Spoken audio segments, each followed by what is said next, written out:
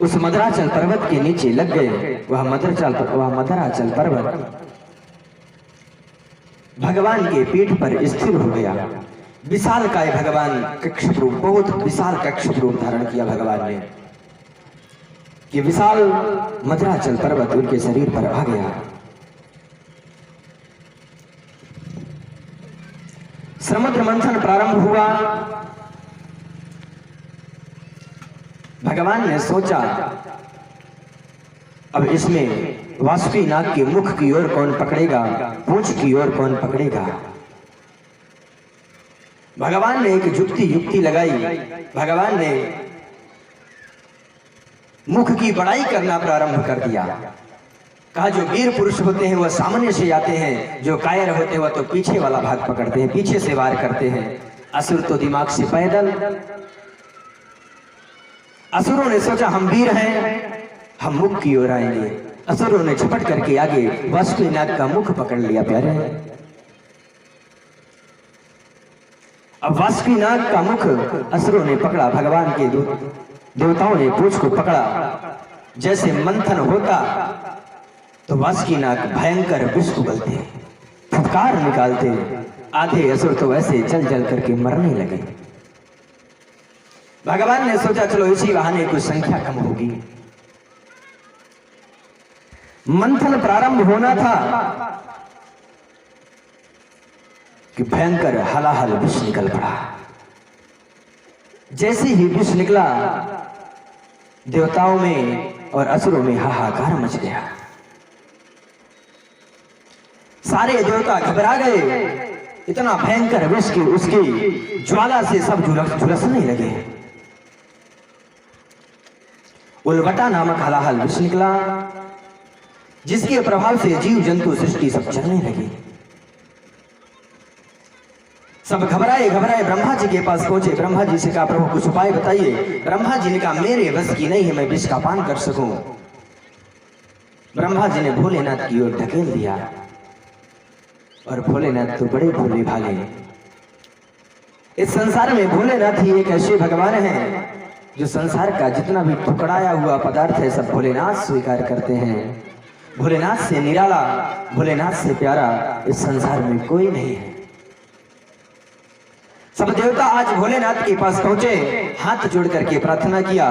देव देव महादेव भूतात्मा भूत भावना त्राहिना शरणम प्रपन्नम स्त्रीलोकातः दिव्यशः।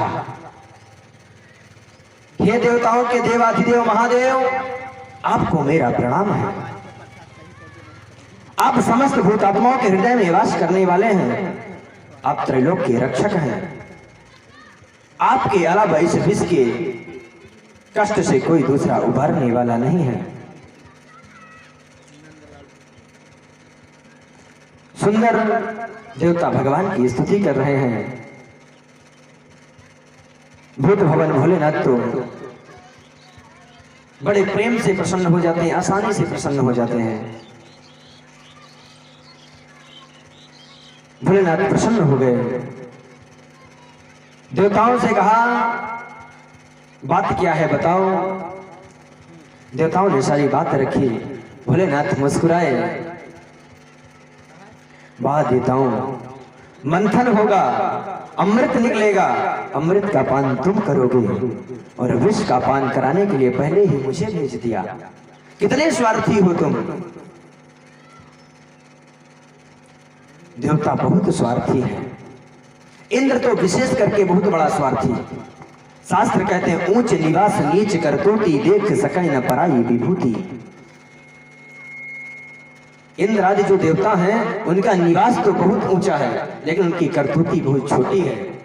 अपने स्वार्थ के लिए दधीची महाराज की हड्डियों को नहीं छोड़ा। महाराज इतने स्वार्थी हैं देवता। भोलेनाथ ने कहा मेरा स्वभाव संसार का कल्याण करना है, मैं विष का पान करूंगा। भोलेनाथ ने अपने आराध्य भगवान राम जी का स्मरण किया।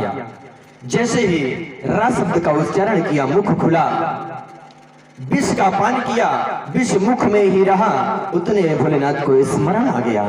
भोलेनाथ ने विचार किया कि मेरे हृदय में भगवान राम विराजमान हैं, जिनका हृदय, जिनका शरीर कमल की भांति कोमल है,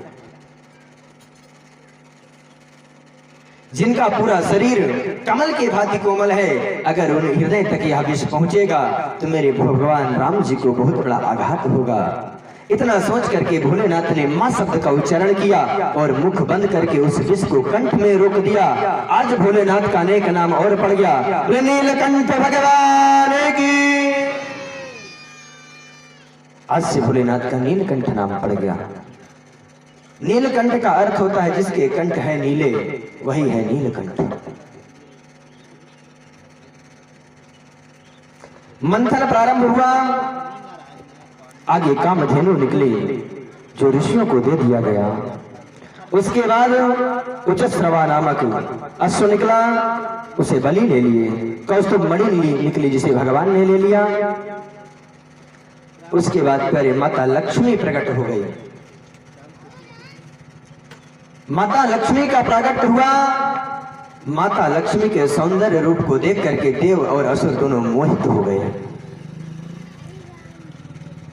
अब लक्ष्मी को देख करके झगड़ा हो गया। और प्यारे आज संसारियों की भी यही लीला है, लक्ष्मी में ही सारा झगड़ा है। जहां पर लक्ष्मी आई वहीं पर सारा झगड़ा शुरू। माता लक्ष्मी के रूप सौंदर्य को देख करके देवता और असुर मोहित हो गए। सबन कहने लगे, असुर कहते इनको हमें चाहिए, देवता कहते इनका विवाह मेरे साथ होना चाहिए। भगवान ने कहा एक तरफ देवता एक तरफ असुर लाइन लगा के खड़े हो